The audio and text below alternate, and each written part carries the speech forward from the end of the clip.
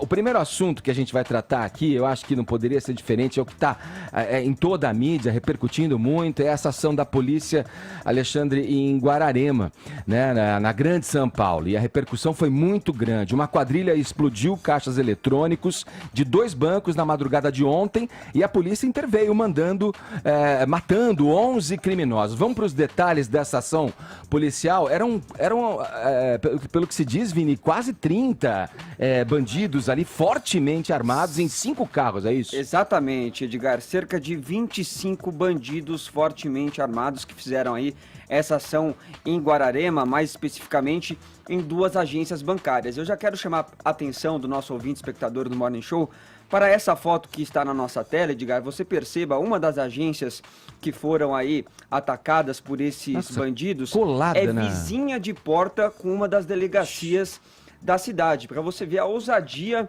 desses bandidos que já estavam sendo também investigados e monitorados pelo Ministério Público, que passava informações para a polícia militar acerca dessa quadrilha já especializada neste tipo de roubo. Mas é claro, você não tem a informação precisa de quando que eles vão fazer o ataque, que dia, em que local, porque também não é só em Guararema, são outras as regiões que são alvos aí destes criminosos, mas na madrugada desta quinta-feira, por volta das 3 horas da manhã, a ação acabou sendo feita, Edgar, mas logo após as primeiras explosões nos caixas eletrônicos, a Polícia Militar já entrou em ação, já partiu para o confronto com estes bandidos e a rota também serviu aí de auxílio, de ajuda para a Polícia Militar, inclusive cercando ali os pontos de saída também da cidade para que impedisse essas fugas. Foram 5 pontos, portanto, de confronto entre os bandidos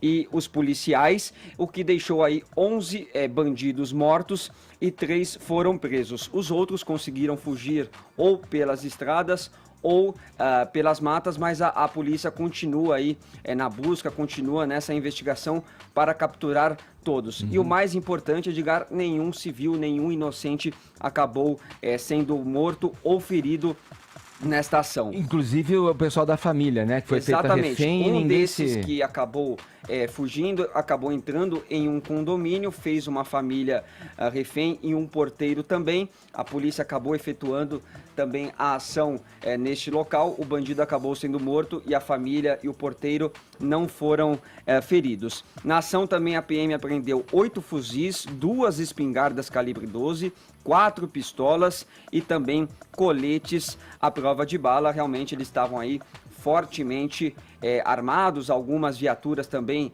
da polícia militar acabaram sendo aí alvo desses bandidos, mas nenhum policial saiu ferido. E vamos agora, Edgar, então, para a palavra, né, tanto do governador de São Paulo, João Dória, como também do presidente Jair Bolsonaro, que se manifestou pelo Twitter. A gente pode colocar aí, portanto, o Twitter do Bolsonaro, que parabenizou os policiais da Rota PM de São Paulo pela rápida e eficiente ação contra os 25 bandidos fortemente armados e equipados que tentaram assaltar 2 bancos na cidade de Guararema e ainda fizeram uma família refém. 11 bandidos foram mortos e nenhum inocente saiu ferido. Um bom trabalho, tá aí então Bolsonaro parabenizando a ação dos policiais e o governador João Dória também falou com a imprensa sobre a ação. Vamos ver. Bandidos que usam escopeta, fuzis e metralhadoras não saem para passear, saíram para assaltar e fazer vítimas. Estão de parabéns os policiais que agiram e colocaram no cemitério mais 10 bandidos.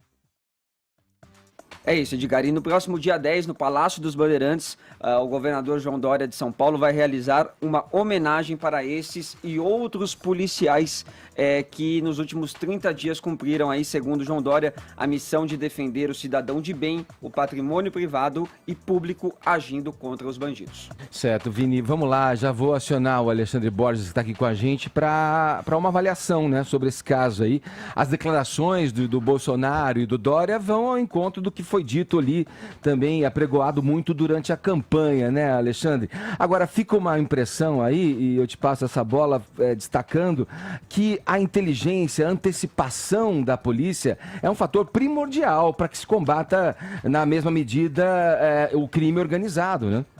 Sem dúvida. É o que a gente tem de informação até agora, aparentemente, uma ação muito eficiente da polícia, né? Então, a polícia está de parabéns, quer dizer, o que a gente sabe até agora, a ação dos bandidos foi contida, né? Eles foram muito firmes no que eles têm que fazer, no trabalho deles, nenhum ferido, nenhum morto dos civis, do refém. Então, é claro que a gente aqui de longe, olhando o que a gente tem de informação, aparentemente, a gente tem que mesmo dar os parabéns. É claro que tem uma linguagem dos políticos envolvidos mais inflamatória, que cada um pode avaliar de uma maneira, mas a Polícia de São Paulo mantém a fama de ser a melhor polícia do Brasil, a mais eficiente.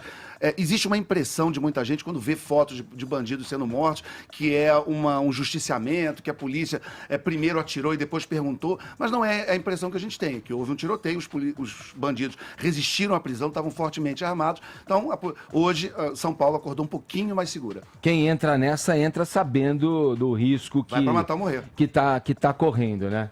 Exatamente, Edgar. Eu acho que, bom, como a ação da elite da polícia paulista, ao que tudo indica, né, ela foi impecável, há muito pouco que se falar sobre o fato em si e o cancelamento desses CPFs. Para mim, isso aí foi a purgação de Guararema. Mas eu queria propor uma reflexão como desdobramento, né? Eu sempre sustentei, embasado em fatos e números, que o encarceramento em massa, ele é uma narrativa política progressista da esquerda. Eu recomendo aí a leitura para o ouvinte da PAN do artigo do doutor, o promotor Bruno Amorim Carpes, publicado no Estado de São Paulo, O Mito do Encarceramento em Massa. Porque no Brasil da progressão de regime, das saídas temporárias, dos indultos, portão de cadeia é porta giratória. Imagina, aqui, se a gente pegar só os crimes contra a vida, né, então os mais graves, os homicídios, eles têm menos de 8% de solução. Então, se você pegar um estado da federação aí, que tem uma taxa de resolução de homicídio de 5%, isso estatisticamente é a mesma coisa que falar que um justiceiro, um pistoleiro, covarde, pode matar até 20 pessoas antes de ser capturado, né? Fora os mandados de prisão em aberto. E aqui eu destaco uma matéria da Folha de São Paulo de 2018 com o seguinte título: mandados não cumpridos superam vagas de prisões em 18 estados do país. Com detenções pendentes, haveria mais de 1 milhão de presos. O que essa reportagem faz? Ela cita o cruzamento de dados do Banco Nacional de Mandados de Prisão com os números das secretarias estaduais que administram, né, os sistemas penitenciários. Qual o resultado? A gente tem 656 mil detidos nos regimes aberto, semiaberto e fechado, e aí contando já os provisórios e definitivos, e com os mandatos, você acrescentaria mais 450 mil detentos. E por que eu estou trazendo essas informações? Para reforçar o que eu já disse e já repeti aqui. No Brasil, quem vai para a cadeia é a seleção brasileira do crime.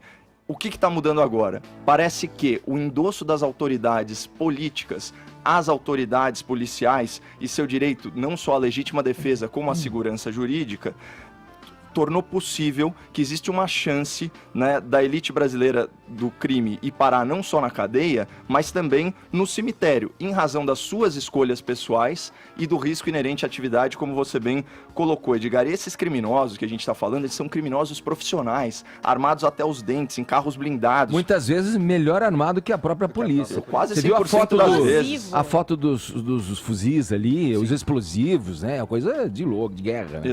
Exatamente. E eles não hesitariam em mandar para o cemitério quem se opusesse e quem estivesse no caminho deles, né? Então eu queria convidar aqui o ouvinte para uma reflexão final, que é a seguinte: por qual remuneração vocês aceitariam enfrentar uma quadrilha, uma milícia urbana criminosa fortemente armada como essa de Guararema? Ou seja, quanto eu teria que pagar para o ouvinte ou para o cidadão médio para ele correr esse risco de vida, correr o risco de deixar a sua própria família desamparada? Eu, como neto de policial, né, que eu sou, com muito entusiasmo mesmo, que eu percebo a sociedade finalmente reconhecendo o valor da força policial. Viva a polícia!